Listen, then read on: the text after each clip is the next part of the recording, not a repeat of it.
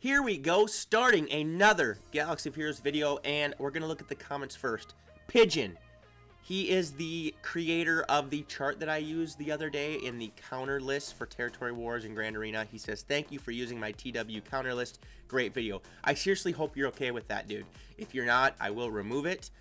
It was just such a great asset, and I hope you continue to update it and make more of those, because I will use them, and you will get huge shout-outs. And then we're going to go down and look at the Moss Isley Manglers. It says, 1 Zeta teams are a great ROI. Finn, Veers, Boss, Karu. And what does he mean by that? Well, ROI stands for return on investment, and he doesn't know it, but he just gave me a great video idea with this. So basically what that means is what you can put 1 Zeta on a character and it makes or breaks a whole team. They can be so useful in Grand Arena, Territory Wars, Territory Battles, and in all phases and aspects of the game. So we're going to go over the top 5 1 Zeta characters that make or break certain teams, or I'm going to call it the return on investment characters. And we're going to start with Finn. I actually do not have him Zetaed because I had JTR Zetaed, but it is still an unbelievable ability. You can have them at gear 8 as long as you have Poe and Resistance Trooper in there, and you can beat teams easily on offense. Whenever a Resistance ally loses a Foresight, they gain advantage for 2 turns, and whenever an enemy takes damage from Exposed, reduce the cooldowns of all Resistance allies by 1, and grant them 35% turn meter. Again, you got to run this with Poe and Resistance Trooper. And with C-3PO out now, there's actually a team that can solo Phase 3 of the Heroic Sith Raid. I'm pretty sure that'll get nerfed. There's a lot of people that made videos on it. Very interesting. But if you want to have a Resistance team work, even if you have JTR, maybe you don't choose to do this, but this can work in all aspects of the game.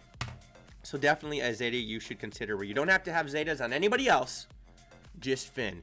The next character we're going to look at is General Veers. Probably one of my favorite factions to play in the game is the Imperial Troopers faction. And it's not his leadership ability that has a Zeta, it's his aggressive tactician ability.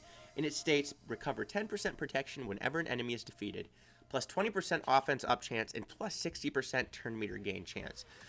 Here's what's great about this, is I have a Gear 11, a few Gear 12 characters for my Imperial Troopers team. And you can single-handedly wipe out a Night Sisters team that is Gear 12. I faced one the other day that had 4 Zetas in Grand Arena, and it took me about 30 seconds. I run with Veers, Colonel Stark, Snow Trooper, Shore Trooper, and Death Trooper, and it's an amazing team. And you only need 1 Zeta to really make this work, and it's the aggressive tactician Zeta. Finn and Veers used to be in the top 10 Zetas list. They used to be an honorable mention anyway, so Finn and Veers are great characters the way it is, but they're really good ROI, return on investment characters for all aspects of the game. Next, we're going to look at Bosk, because his leadership ability can make bounty hunters viable in any way. I run a bounty hunter team that has a lot of Zetas, but if you just have the Zeta on Bosk, still a great team to run, and in my opinion, the most versatile to get Chewie to 7 stars. And it's his leadership ability, not his unique ability, on the hunt, and it states, whenever an enemy suffers a debuff or resists, all bounty hunter allies recover 5% health and protection. Whenever you're able to recover health and protection, similar to with Veers, you're going to be able to withstand a lot of damage. You're going to be able to stay in the battle longer, and he can make or break bounty hunter teams with just this leadership. You know, like I said, I run a bounty hunter team with a lot of Zetas, but if you just want to run an average bounty hunter team and you want to have 1 Zeta to really make the team work, it's Bosk's leadership ability. Next, we're going to look at Kylo Ren Unmasked. I'm going to be honest, I don't have my First Order characters modded very well, or I don't have them geared very well either. Some people argue for Captain Phasma, but I definitely think it's Kylo Ren Unmasked leadership ability, because he, again, can make or break the First Order with just 1 Zeta. And it's his Merciless Pursuit. Plus 15% critical damage, plus 5 speed, plus 5% turn meter gain, and when a First Order ally gains a status effect, they recover 5% health and 5% protection. You're recovering health, you're recovering protection. That's an ongoing theme with these Zetas that allow the team to last longer, and they're extremely helpful in Territory Wars, Territory Battles, and in Grand Arena specifically. You know, there's not really a huge use for the First Order team here in a raid if you want to use them in Phase 4 of the Heroic Sith Raid. But still a great team to have for certain aspects of the game. And they're going to get reworked most likely, or get new characters when the new movie comes out in like exactly a year. Now, that was in my opinion, the 5th character is, some of you might disagree with, and that's okay. I think it's Nest, because she can single-handedly wipe out teams that aren't Revan by herself. at 3 stars. Sometimes she's a character I'll use in Grand Arena where I just play with 3 people, and I'll look at a team and I'll go, I know she can beat these guys just by herself. And it's her fighting instinct ability. It says add taunt ignore, add 2% health steal stacking when enemy loses buff or debuff. She's adding health again. She's stealing health when they lose a buff or debuff. She can ignore taunt, which is huge. Now, she's actually good without this Zeta, but this really takes her over the top. So those are, in my opinion, the top 5 characters that can, you can run with just one Zeta on the team, or the top 5 return on investment characters. If you guys think there are more, please leave comments in the comment section below and I will include them. Like I said, this video is basically about characters that can have one Zeta that make an entire team. And to me, that's important. So thank you, Moss Isley Manglers. We're going to quick look at the Grand Arena that I'm in right now, and I am competing for the first spot. And let me tell you, it is actually a lot of fun. I do not know if I'm going to win against Kodo, the person I'm playing right now. He has Treya, 7 stars, both Zetas. I have Treya at 5 stars, not even geared up, no Zetas, because I've been working on C3PO.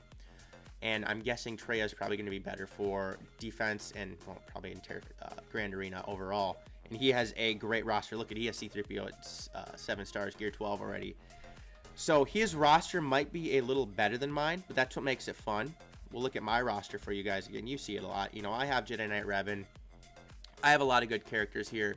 He has more at gear 12, it looks like. And we're going to go in and I'm going to show you how I set my defense here. And I've done this the last few times. My goal is just to win. Don't matter how many points I win by, it's just to win. And the way I've won the last few rounds is I have placed all my best teams on defense.